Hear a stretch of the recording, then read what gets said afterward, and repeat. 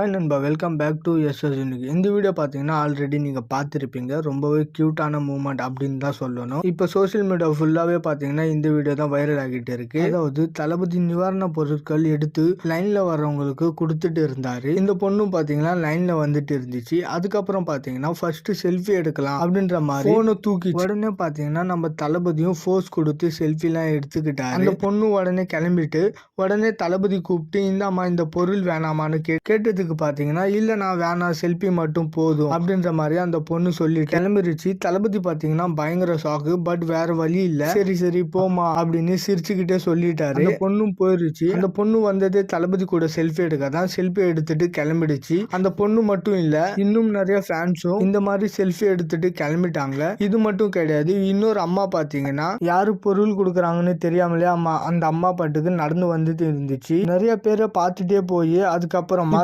தளபதி பொருளை கையில வச்சுக்கிட்டு நின்றுட்டு இருந்தாரு. தளபதி நினைச்சிருந்தா மக்கள் இயக்கம் மூலமா கொடுக்க சொல்லிட்டு போயிருக்கலாம். பட் ஆனா அவரு கையாலேயே கொடுக்கணும் அப்படின்றதுக்காக வெயிட் பண்ணி கொடுத்திருக்காரு. ஏன்னா பாத்தீங்கன்னா அதுதான் மரியாதையும் கூட.